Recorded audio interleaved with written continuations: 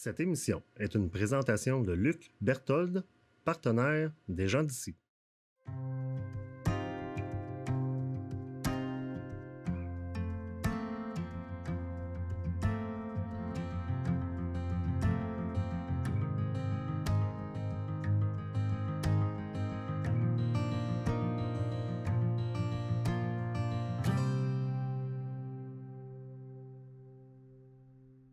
Bonjour, ici Paul Vachon, historien.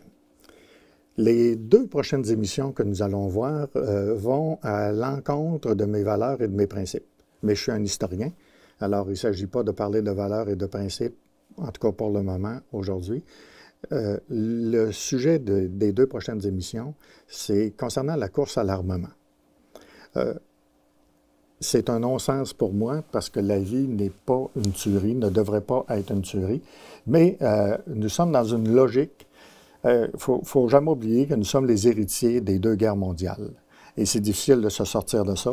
Alors, les systèmes politiques ont été faits dans le sens où le partage, sauf avec les Nations unies, bien sûr, n'était pas de mise. Alors, c'est un système d'armement et on verra pourquoi. Une téléspectatrice m'a écrit un courriel que je veux vous lire. C'est Mme Thérèse Sheffield et j'ai trouvé ça très intéressant. Elle dit « Je m'intéresse de plus en plus à l'histoire et surtout de comprendre que les sociétés avancent, mais les mêmes atrocités se répètent, mais avec davantage de technologie. » Et effectivement, je pense que c'est peut-être une des bonnes définitions de ce qu'on va appeler la course à l'armement. De quelle façon c'est arrivé, de quelle façon c'est parti? Bien, c'est la suite logique de la Seconde Guerre mondiale. On avait vu précédemment la doctrine Truman, qui était la politique d'endiguement, endiguer l'Union soviétique, endiguer le communisme à l'intérieur de ses frontières. Évidemment, c'est des frontières élargies. Tous les pays du bloc de l'Est qui avaient été libérés par l'Armée rouge sont devenus communistes. Alors, l'idée des Américains, c'est de les endiguer, de les empêcher que le communisme s'étende, parce que les systèmes économiques et politiques étant tellement différents que c'est l'un ou l'autre des blocs qui va prendre l'hégémonie mondiale. Et l'idée, c'est de l'empêcher. Comment? Quels sont les moyens utilisés? Bien, ils sont à peu près de toute nature. Tout d'abord, les moyens économiques. On l'avait vu avec le plan Marshall. Aider les pays qui étaient en guerre, qui ont été dévastés, les aider de façon économique. Charité bien ordonnée commence par soi-même. On s'aide aussi en le faisant. Mais écoutez, cette aide-là a été acceptée et bienvenue parce que les gens devaient survivre d'abord. Il y a aussi l'aide militaire, la sécurité, le parapluie, si vous voulez. En créant des organisations militaires. On en connaît, l'OTAN, par exemple, qu'on connaît bien, mais on va en voir d'autres qui ont été constituées aussi, ou s'associer à des régimes politiques. Et c'est là que le bas blesse. Parce que les Américains, autant les Américains que les Russes d'ailleurs, se sont associés à des régimes qu'on pourrait qualifier de corrompus ou de dictatures. Et ça, là, ça ne donnera pas bonne presse dans l'avenir. Ça a peut-être un effet immédiat, mais pour l'avenir, ça s'est révélé désastreux. Puis du côté de l'Union soviétique, bien, c'était d'abattre l'impérialisme américain.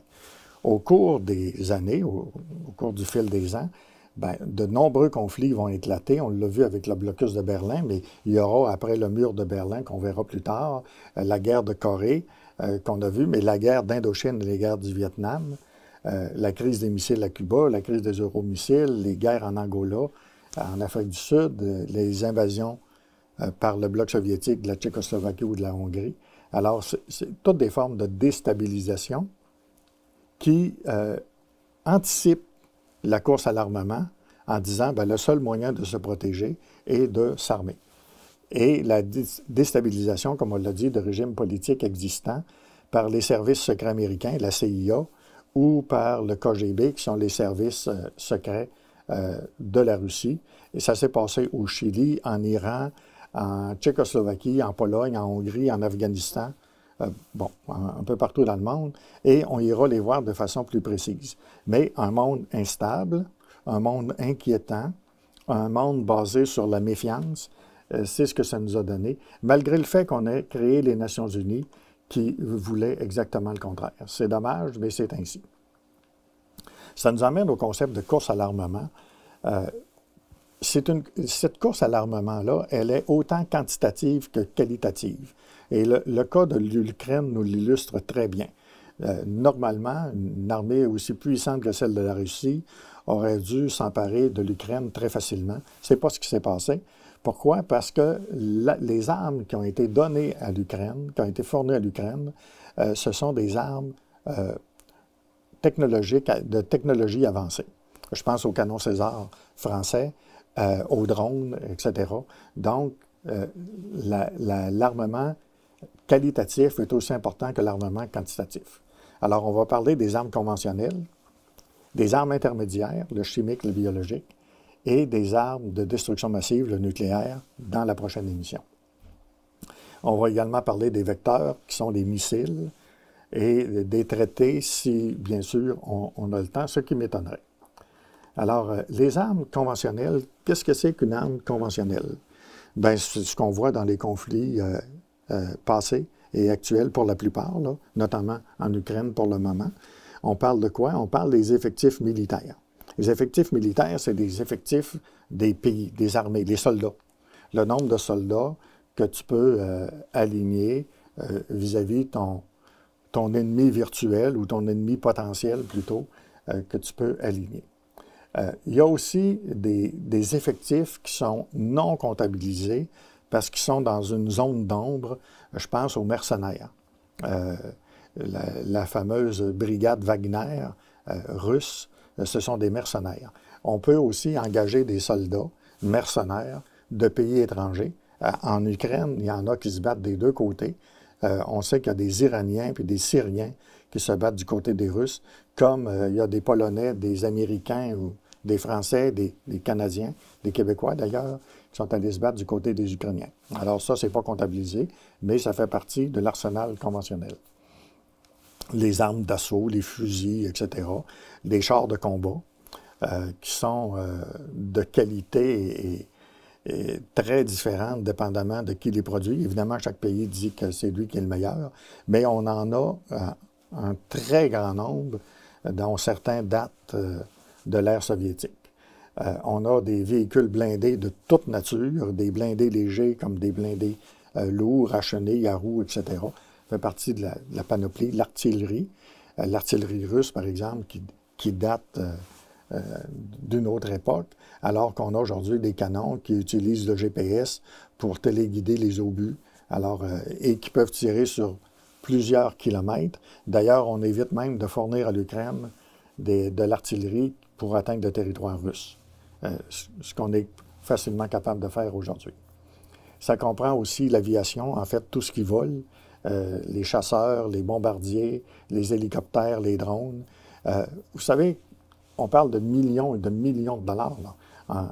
Un chasseur ou un bombardier d'aujourd'hui, c'est plusieurs centaines de millions de dollars.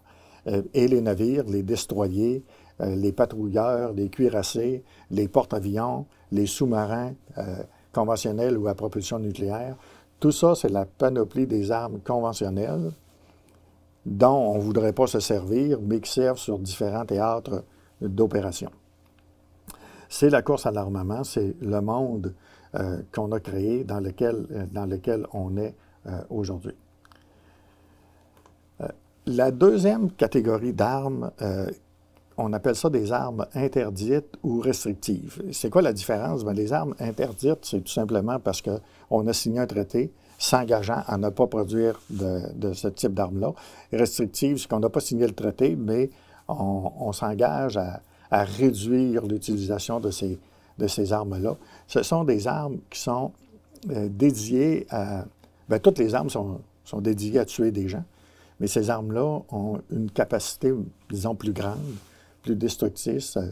Elles deviennent moins morales, comme si la moralité avait quelque chose à faire, mais je pense qu'il ne faudrait jamais l'oublier. C'est quoi ces armes interdites-là ou conventionnelles? Bien, vous en avez peut-être entendu parler, parce qu'encore dans le conflit syrien ou dans le conflit afghan ou dans le conflit ukrainien récemment, on en a parlé, ce sont les bombes à sous-munitions. Qu'est-ce que c'est qu'une bombe à sous-munitions? C'est une bombe qui transporte des bombes. C'est réductif, simpliste, mais c'est ça. Alors, cette bombe-là est remplie de petites bombes, et lorsque la bombe s'ouvre, qu'elle explose, elle libère une quantité importante, plus ou moins importante, dépendamment évidemment de la grosseur de la bombe. Elle libère une quantité de petites bombes qui se dispersent sur une aire beaucoup plus grande et qui explosent à leur tour. Ce qui fait qu'on multiplie la portée de la bombe sans nécessairement grossir les bombes en utilisant des sous-munitions qui vont exploser à leur tour et qui vont répandre la mort. Elle est surtout destinée à blesser, à tuer des gens par leur dispersion. Ce n'est pas des armes de destruction massive, mais c'est des armes épouvantables. Et elles ont servi. Elles ont été utilisées par les États-Unis au Vietnam, par la Russie en Syrie plus récemment, et en Ukraine. Elles ont été utilisées, et par l'Arabie saoudite au Yémen. Alors, 75 pays détiennent des armes à sous-munitions. Un autre type d'arme aussi qui est assez horrible, et vous savez, ces armes-là, il y a quand même, au niveau des Nations unies, une organisation pour la destruction ou pour le rappel de ces armes-là. Mais écoutez, quand les pays en cachent, on ne peut pas faire grand-chose. Alors, il s'agit des mines. Alors, les mines, il y en a plusieurs sortes. Il y a des mines sous-marines ou des mines marines pour détruire les navires. Il y en a actuellement en Ukraine, dans le port d'Odessa, pour empêcher les Russes d'atteindre le port. Il y a des mines terrestres aussi. Il y en a il y en a plusieurs types, mais il y a les mines anti-chars. Il y a plusieurs soldats canadiens qui ont perdu la vie. Souvent, c'est des mines artisanales, là. Alors, il suffit qu'un blindé léger circule sur une mine et le blindé léger, le Humvee ou le véhicule va exploser, et ça va entraîner des blessures très graves ou la mort des soldats qui sont à l'intérieur. Puis il y a également des mines antipersonnelles. C'est peut-être ça le plus grave. Les mines antipersonnelles, elles ont comme l'objectif de tuer, mais surtout de blesser. Parce que quand un être humain est blessé, que ce soit un soldat ou un civil, ça prend plusieurs personnes pour s'occuper de cette personne-là. Que ce soit des gens du domaine de la santé, des infirmières, des médecins, etc., ou même de la famille. Tu mobilises des gens. Donc, l'objectif est atteint. C'est horrible, mais c'est ainsi. Alors, une mine antipersonnelle, il y en a plusieurs sortes, là. Tu marches dessus, puis ça explose, puis tu es obligé d'être amputé des jambes. Ou ce sont des mines plus intelligentes, là, qui n'ont pas besoin de marcher dessus. Si tu passes à proximité, elles se déclenchent, elles se soulèvent à peu près à la hauteur d'un être humain et explosent, provoquant des blessures très graves. Alors, bon, c'est la panoplie d'armes interdites ou restrictives. Et il y a également les bombes incendiaires qui ont été utilisées dans le passé, autant durant la Seconde Guerre mondiale que maintenant. C'est des bombes qui utilisent des produits comme le phosphore, le napalm, etc. On est dans l'horreur, mais on est aussi, malheureusement, dans la réalité des conflits. Le meilleur moyen de régler un conflit, c'est pas par la violence, pas par la guerre, mais la logique actuelle, qui relance d'ailleurs la course à l'armement, au moins au niveau qualitatif, nous emmène dans cette logique-là. Comment en sortir? J'espère qu'on s'en sortira un jour, mais pour le moment, on est pris dans cette logique-là. Dans les armes conventionnelles, il y a une nouvelle arme qui est apparue. Elle existe depuis un certain temps, mais on ne l'avait pas vue sur les théâtres d'opération. Et les guerres conventionnelles ont ça comme élément. Elles nous font découvrir de nouvelles armes. Et ce n'est jamais des bonnes nouvelles. Il s'agit dans ce cas-ci de drones. Il y a plusieurs types de drones. Alors, les plus gros ressemblent à des petits avions avec un pilote. Le pilote n'est pas à l'intérieur. Il est dans un bunker. Ça rend les guerres assez impersonnelles. Le pilote est dans un bunker. Il peut être aux États-Unis ou ailleurs dans le monde, dans des bases secrètes. Et il pilote son drone à distance.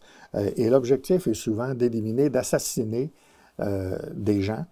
Par exemple, Daesh, il y a beaucoup de dirigeants de Daesh qui ont été assassinés à l'aide de drones. D'abord des drones de surveillance, satellites de surveillance. Puis ensuite de ça, on envoie le drone faire sa mission. Il va porter un missile et il va lancer son missile et il revient à sa base. Ça coûte très cher, ce type. C'est une technologie avancée. Mais on a aussi des drones qui sont beaucoup moins dispendieux, qui sont pas chers. Quelques milliers de dollars, c'est pas cher quand on compare à des millions ou des centaines de millions. C'est les drones kamikazes qui sont produits par l'Iran, qui sont livrés aux Russes et que les Russes utilisent en Ukraine notamment pour atteindre des cibles civiles, surtout des cibles énergétiques, là, des centrales électriques, pour couper le courant puis rendre l'hiver impossible aux Ukrainiens. On a des drones transformés aussi, ce que j'appelle des drones artisanaux. C'est des drones civils qu'on va acheter dans tous les magasins qu'on peut trouver aujourd'hui. C'est des petits drones que tu vas commander. Alors, on lui attache une grenade. Le drone survole l'endroit où on l'envoie et va lancer sa grenade. Tu ne gagnes pas une guerre avec ça, mais ce sont des moyens qui sont utilisés qui vont déstabiliser l'ennemi. Notamment.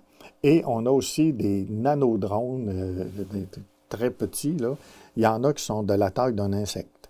À quoi ça sert? Bien, ça sert à l'écoute. Ça sert à l'espionnage. Parce que comme ils sont très, très petits, si, par exemple, à 3 ou 4 kilomètres, tu sais qu'il y a des mouvements ennemis, puis tu n'es pas capable de les avoir par satellite, puis tout ça, mais tu envoies un drone. Ils sont tellement petits que tu n'es pas capable de la battre, et ils vont donner tous les renseignements sur le mouvement des troupes, et à ce moment-là, tu peux intervenir avec l'artillerie ou avec d'autres moyens. À peu près tous les pays en produisent, et c'est pas dispendieux, ça coûte pas cher, et c'est utilisé dans les armes conventionnelles. Tout ça, je conviens très bien que c'est horrible. Mais on parle de guerre, bien sûr, et ça ne devrait pas exister. Il y a une catégorie d'armes qui est non conventionnelle. On dit qu'elles sont de destruction massive. C'est des armes intermédiaires, ce sont des armes chimiques et des armes biologiques, bactériologiques. Les armes chimiques ont été utilisées, en tout cas, l'image qu'on en a pour la première fois, c'est durant la Première Guerre mondiale. Vous savez, ces soldats qui portaient des masques, ça ressemblait presque à des extraterrestres, là, et on utilisait à ce moment-là des gaz qui ont été utilisés par l'armée allemande à peu près pour la première fois, en tout cas pour le 20e siècle. Mais depuis ce temps-là, dans d'autres conflits, que ce soit le Vietnam, l'Iran, l'Irak, la Libye, la Syrie, on a utilisé des gaz chimiques contre sa propre population, notamment en Libye, par le colonel Kadhafi, en Irak et en Syrie, notamment. Ces gaz-là, ils agissent de plusieurs façons, mais généralement, ce sont des gaz, des agents asphyxiants. Alors, c'est un gaz qui t'empêche de respirer, où souvent tu vas sécréter toi-même et tu vas te noyer dans tes propres sécrétions parce que tes poumons vont se remplir d'eau, de sécrétions, parce que ton corps essaie de combattre l'agent qui l'attaque et ça entraîne la mort par suffocation. Ça peut être aussi des agents vésicants qui attaquent la peau et provoquent des brûlures très, très graves, ou des agents innervants qui s'attaquent au système respiratoire, au système cardiovasculaire et qui provoquent des arrêts respiratoires. C'est interdit, mais on sait qu'il y en a, parce qu'elles ont été utilisées. Et ce ne sont pas tous les pays qui ont signé la Convention pour l'interdiction des armes chimiques et biologiques, ou il y a des pays qui ont signé la Convention, mais qui ont utilisé quand même les armes chimiques. Je pense entre autres à la Syrie. Dans les armes non conventionnelles, là encore, on a entendu parler récemment de nouvelles armes, entre autres la bombe sale. Je vous avoue que c'était un type d'arme qui m'était inconnu. Qu'est-ce qu'une bombe sale? ben, c'est une bombe conventionnelle, un peu comme la bombe à sous-munitions, mais à l'intérieur de cette bombe-là, on a mis des éléments radioactifs. Souvent, là, ce sont des déchets radioactifs. Toutes les centrales nucléaires civiles produisent des déchets dont on a peine à disposer. Alors, on peut en faire des armes en les mettant à l'intérieur d'une bombe sale, des éléments radioactifs. Quel est l'objectif? L'objectif, c'est de contaminer une zone très grande. Quand la bombe explose, elle va disperser les déchets radioactifs, ou ça peut être aussi des agents biologiques, quoique ça, c'est plus difficile là, à cause de l'instabilité, ou des agents chimiques, mais habituellement, c'est radioactif. Alors, contaminer une zone qui la rend impropre à l'habitation humaine. Parce que les conséquences, écoute, sont épouvantables, tant au niveau congénital, les nouveau-nés peuvent naître avec des malformations, des cancers vont apparaître, ce qui rend des zones là, complètement inhabitables. Ils n'ont pas été utilisés encore, et il y a une réprobation générale concernant ce type d'armes-là, mais ça ne veut pas dire qu'elles ne seront pas utilisées. Espérons qu'elles ne le seront jamais, mais elles existent, elles sont relativement faciles à fabriquer, parce que ce sont des déchets, ça ne coûte pas cher, et bon, elles risquent d'être éventuellement utilisées. Maintenant, parlons du complexe militaro-industriel. Si on a toutes ces armes-là, cette logique-là, c'est parce que, bien sûr, il y a certainement du monde qui en profite. Alors, le président des États-Unis de l'époque, entre les années 50-60, Dwight Eisenhower, avait défini le complexe militaro-industriel. Je vous le résume ainsi. C'est une collusion entre l'industrie, le Pentagone, puis les régimes politiques. Autrement dit, je te donne des contrats, ben, quand je vais être en campagne électorale, pense à moi. Ça marche dans les démocraties, mais ça marche aussi dans les pays dictatoriaux. Alors, le complexe militaro-industriel américain, qu'est-ce que c'est? Bien, c'est les budgets militaires. C'est ça qu'il faut voir. Le budget militaire américain, là, il est autour aujourd'hui de 600 milliards de dollars, comparé au Canada, qui est à 22 milliards. On ne parle pas de la même chose, mais pas du tout, là. C'est vraiment, là, il faut parler des États-Unis et de la Russie au niveau de la fabrication d'armes. Et il y a des millions de personnes qui travaillent dans ce domaine-là, autant aux États-Unis. Et les grandes entreprises qui sont là, bien, dans les 10 plus grandes entreprises qui fabriquent de l'armement, quand on parle de fabriquer de l'armement, ça peut être juste des composantes. Tu peux avoir une entreprise qui va fabriquer des moteurs. Il y en a au Canada, là, et au Québec. Puis tu vas avoir une entreprise qui va fabriquer des culasses, puis une autre entreprise qui va fabriquer des chenilles. Mais les plus importantes, évidemment, sont américaines, comme Lockheed Martin, Boeing, General Dynamics, ou européennes, comme Airbus. Alors, ils fabriquent pas juste des avions civils. Alors, c'est pour ça qu'on dit quand même que c'est tout un complexe militaro-industriel dans lequel il y a d'énormes budgets et qui permettent, bien sûr, de fabriquer des armes parce que les contrats sont donnés par les gouvernements. En Russie, c'est la même chose. À l'époque de l'Union soviétique, ben, c'était pas compliqué, c'était l'État qui commandait puis l'État qui fabriquait. Puis entre 1985 et 1990, il y avait 14 millions de personnes qui travaillaient dans l'industrie de l'armement et 80% de la fabrication était destinée à l'armement. On comprend qu'en 1990, le régime était en faillite, l'Union soviétique s'est écroulée. Aujourd'hui, la course à l'armement est reprise, mais c'est grâce aux ventes de pétrole de la Russie qui lui permet de financer l'armement. Alors, c'est un des problèmes qu'on a maintenant. Les budgets sont astronomiques, sont énormes. Essayez de vous imaginer si on les envoyait au niveau de la santé, beaucoup de problèmes, ou au niveau de l'agriculture qu'on pourrait régler dans le monde. Qui dit fabrication d'armes dit exportateur et importateur d'armes. Il ne faut pas se surprendre qu'au niveau des exportations, bon, on a les États-Unis en tête, suivis tout de suite de la Russie, mais des pays avancés comme la France, l'Allemagne, le Royaume-Uni, la Chine, etc. Et les pays qui achètent, bien évidemment, c'est des pays qui sont en voie de développement et qui sentent une menace, comme l'Inde, qui est menacée par le Pakistan, ou l'Arabie saoudite par le Yémen, et c'est là qu'on va retrouver les acheteurs d'armes. Et là, on parle de millions, de centaines de millions, voire de milliards de dollars. Ce sont des États qui achètent. Et on ne parle pas, bien sûr, du trafic d'armes par des mafieux ou par des trafiquants d'armes. Mais là, on ne parle pas d'armes très sophistiquées, mais plutôt d'armes très conventionnelles. Alors, le complexe militaro-industriel, de quelle façon il se nourrit? Bien, il y a des salons, comme le salon de l'automobile, mais il y a des salons dédiés à l'armement où des chefs d'État, plutôt des militaires, vont aller. Il y en a à chaque année ou aux 2 ans pour certains pays, mais il y en a chaque année, un peu partout dans le monde.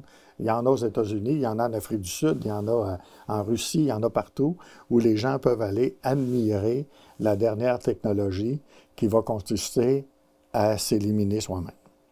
Une logique ridicule, mais une logique qui, malheureusement, prévaut encore dans notre monde. Dans la prochaine capsule, nous allons faire un pas de plus dans l'absurde et nous allons parler du nucléaire. Je vous remercie de votre écoute et vous souhaite une bonne journée. Au revoir.